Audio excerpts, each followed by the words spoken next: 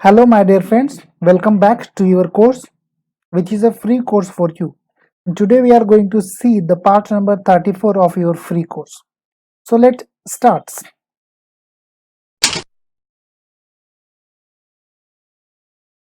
166 number question is front on your screen.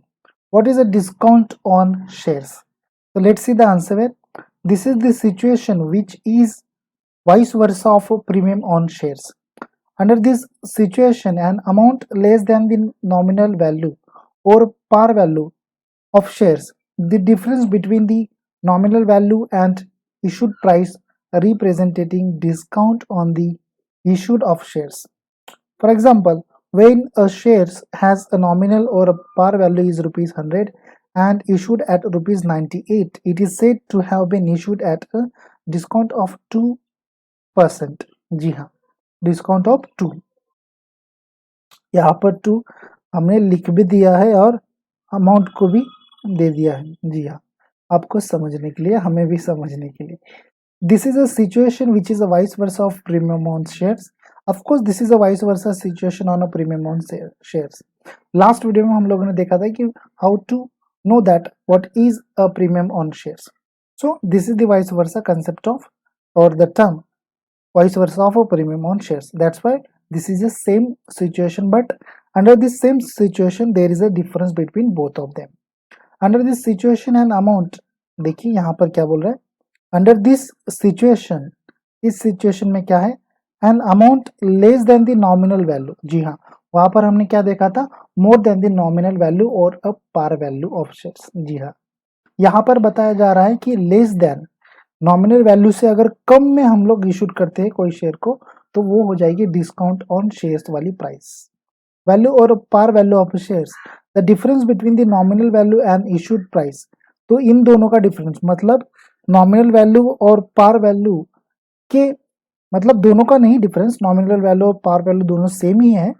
Nominal value और a par value and issued value, इन दोनों का difference जो हो जाएगा उसको कहेंगे हम डिस्काउंट ऑन इशू शेयर। जी हाँ, representing discount on the issue of share. देखिए यहाँ पर लिखा है हमने, for example when a share has nominal और a par value is rupees 100।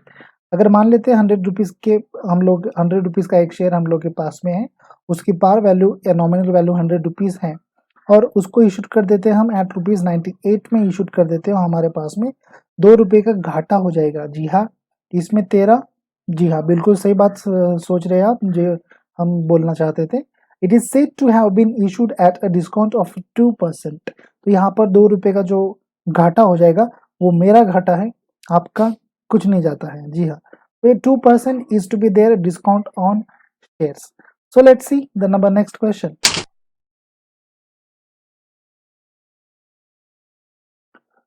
What is the calls on shares? जैसे ही शेयर्स ऑन प्रीमियम होते हैं, डिस्काउंट ऑन शेयर होता है, वैसे ही कॉल्स ऑन शेयर्स भी होते हैं। चलिए देख लेते हैं। Calls on shares is the amount on shares which is called by company after shareholder subscribe the share capital. Okay, shares. Call on share वो चीज होती है, वो अमाउंट होती है जो कंपनी कॉल्ड अप करती है। कब कॉल्ड अप करती है? After share holder subscribe the shares of the capital. जब कंपनी कॉल्ड अप करती है, जी हाँ, तो कंपनी कब कॉल्ड अप करती है? जब शेयर होल्डर ने सब्सक्राइब किए है कुछ शेयर्स, तो कंपनी उसके ऊपर की कुछ अमाउंट कॉल्ड अप करती है, उसी को हम कहते हैं कॉल्स ऑन शेयर्स। तो this is the simple term. Think so that आपको अगर एक्सप्लेनेशन अच्छा लगा तो एक सिंपल सा लाइक प्लीज कर दीजिए, ताकि मुझे मोटिवेशन मिले और मैं अच्छी तरह से ज्यादा बेहतरीन आप लोगों के लिए इसका एक्सप्लेनेशन कर पाऊँ क्वेश्चंस के। 168 number question, what is a over subscriptions? जी हाँ, सब्सक्रिप्शंस होते हैं, हमने पढ़े सब्सक्रिप्शन ऑन शेयर्स, हमने देखा भी है। अगर नहीं देखा है तो आगे वीडियोस में हम लोग देखने वाले हैं, कोई बड़ी बात नहीं है। अब फिलहाल तो देख लेते हैं what is over subscription. Over subscription क्या होता है? There are instances when applications for more shares of company are received then the number offered to the public for a subscription. This usually happens in respect of shares issued of well-managed and financially strong companies and is said to be case of over subscription. और इसी चीज को हम कहते हैं over subscription. जैसे interview देने के लिए अगर हम गए तो वहां पर बहुत सारे इंटरव्यू को देने के लिए फेस करने वाले बंदे आए हुए रहते हैं, वहां पर वो बंदे बहुत ही ओवर होते हैं।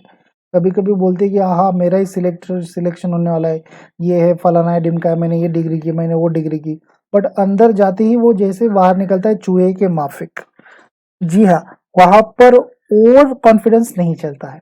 वैसे ही यहाँ पर भी कंपनीज में ओवर सब्सक्रिप्शन नहीं चलता है। अगर होता है तो वो क्या होता है, ओवर सब्सक्रिप्शन हम देख लेते हैं। देर आर इंस्टेंसेस, कुछ ऐसी घटनाएं घटती हैं जहां पर when applications for more shares application for more shares of company are received than the number offered to the public for a subscription। ऐसी घटना घट सकती है जहां पर एप्लीकेशंस हमें बहुत सारे आते हैं पब्लिक से, जितने की हमने ऑफर्ड भी नहीं किए हुए रहते। मान लीजिए फॉर एग्जांपल मैं यहाँ पर कह दूं 100 शेयर्स के लिए हमने सब्सक्राइबर मांगे हैं, सब्सक्रिप्शन मांगा है पब्लिक से, बट यहाँ पर 200 लोगों ने अगर एप्लीकेशंस भेजा है तो व्हाट इज दैट, तो ये तो डिफरेंस हो गया ना बेटा, यहाँ पर 100 का डिफरेंस निकल जाता है। सो this is what, this is the over subscription, this is the over subscription condition इसको हम कहेंगे। जी हाँ, बट ये कंडीशन तभी एप्लीकेबल होगी जब ये 100 शेयर्स के लिए हमने 200 लोगों को ये 100 शेयर्स बांट दिए, तो this should be what, over subscription. जी हाँ, This usually happen in respect of a shares issued of a well managed and financially strong companies।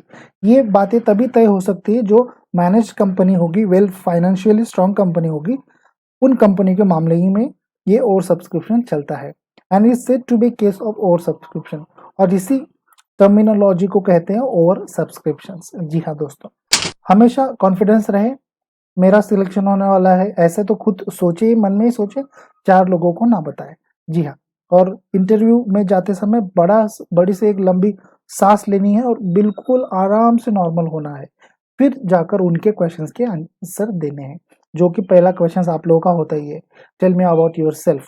जी हाँ, तो अभी देख लेते हैं 169 नंबर वाला question, what is under subscription. Okay, under subscription होता क्या है, तो चलिए देख लेते हैं।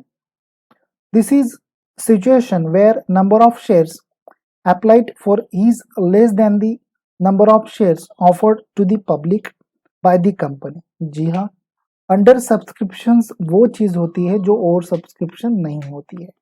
तो ये कौन सी सिचुएशन होती है, तो यहाँ पर बताया गया है where number of shares applied for is less than the number of shares offered to the public by the company। जी हाँ, to the public by the company, for the company ऐसे कहते तो बढ़िया रहता था, फॉर द कंपनी, FOR। जी हाँ, तो ये कैसे एक्सप्लेन करेंगे अब देख लेते हैं। यहाँ पर हम लोगों ने पब्लिक के लिए 100 शेयर्स दिए सब सब्सक्राइब करने के लिए, बट पब्लिक में से हमें रिस्पॉन्स नहीं मिला क्योंकि हमारी कंपनी वेल मैनेज नहीं है, वेल फाइनेंशियली स्ट्रांग नहीं है, तो हमें रिस्पॉन्स मिला 75 का। 75 हमारे पास में एप्लीकेशंस आए, तो अभी 100 शेयर्स मुझे 75 के लिए तो देने ही देने हैं, so this should be what, under subscription, इसको हम कहेंगे अंडर सब्सक्रिप्शन। जी हाँ दोस्तों, this is what under subscription. ये जस्ट टर्मिनोलॉजी थी आपको एक्सप्लेन करने के लिए, बिल्कुल। जी हाँ, this is just as a simple casual explanation, under subscription. Let's see the next number question देखते हैं, 170 number question, what is a forfeiture of shares. Forfeiture of shares क्या होते हैं, हमने कैलकुलेशन किया भी है, हमने फॉरफीचर ऑफ अकाउंट सॉल्व भी किए हैं सर, बट अगर कभी कभार सवाल पूछने वाला भाई पूछ ही लेता है what is the forfeiture of shares, तब हम ऐसे ऐसे बिल्कुल गायब हो जाते हैं कि भाई यार फॉरफीचर ऑफ शेयर्स के बारे में मैं बताऊँ क्या, मैंने तो सॉल्व भी किया है, मैंने तो ये भी किया, मैंने तो वो भी किया, तो कोई बड़ी बात नहीं ना। तो यहाँ पे देख लेते हैं, this is the situation where some share holders fail to pay one or more installments, which is allotment money or call money. So, such a time company can forfeit their shares, that is cancel their allotment and treat the amount already received thereon as forfeited to the company within the framework of the provision in its articles। जी हाँ दोस्तों, देखिए forfeiture of shares वो चीज होती है जहां पर, वो सिचुएशन होती है, वो चीज होती है जहां पर सम शेयर होल्डर्स, कुछ ऐसे शेयर होल्डर्स होते हैं जो फेल टू पे वन और मोर इंस्टॉलमेंट, वो अपनी पेमेंट को एक या दो से ज्यादा पेमेंट इंस्टॉलमेंट जो देनी होती है, कॉल्ड अमाउंट जो देनी होती है, वो पेड नहीं कर पाते, वो फेल हो जाते हैं। तो ऐसे समय में क्या होता है, विच इज अलॉटमेंट मनी और कॉल मनी। किसी को इंस्टॉलमेंट को क्या कहते हैं हम, अलॉटमेंट मनी भी कहते हैं और कॉल मनी भी कहते हैं। तो अलॉटमेंट मनी या फिर कॉल मनी को एक से या एक से ज्यादा कॉल मनी वो दे नहीं पाते हैं, फेल हो जाते हैं। तो ऐसे समय में क्या होता है, तो such a time company can forfeit their shares. तो कंपनी उन लोगों को नोटिफिकेशन देती है, नोटिसेस देती है, चेतावनी देती है कि भाई आपके शेयर्स के ऊपर का जो कॉल मनी बाकी है आप वो जल्दी से हमें दे दे, या फिर अलॉटमेंट जो बाकी है, अलॉटमेंट मनी जो बाकी है वो जल्दी से दे दे, वरना हम आपके शेयर्स को फॉरफिट कर डालेंगे या फिर शेयर को जब्त कर लेंगे। जी हाँ, हिंदी में अगर कहेंगे तो जब्त कर लेना, फॉरफिट कर लेना। जी हाँ, इसी कंडीशन को हम कहते हैं सिचुएशन को forfeiture of shares. That is cancel their allotment and treat the amount already received thereon as a forfeited to the company। उनकी वो वाली अलॉटमेंट, मान लीजिए सेकंड वाली होगी, फोर्थ वाली होगी, तो वो अलॉटमेंट को वहां पर कैंसिल कर देते हैं और जितने अलॉटमेंट अब तक हम लोगों ने रिसीव करके लिए हैं वो सभी अलॉटमेंट हम फॉरफिट टू दी कंपनी के लिए कन्वर्ट कर देते हैं as an forfeiture of shares के जरिए with in the framework of the provision in its article. जी हाँ, एक फ्रेमवर्क के अंदर में फॉरफीचर ऑफ शेयर्स कर देते हैं। चलिए नेक्स्ट चलते हैं। So what we learn today, आज हमने क्या सीखा। What is a discount on shares, how is calls on shares. जी हाँ वही, what is a calls on shares, what is a calls on shares,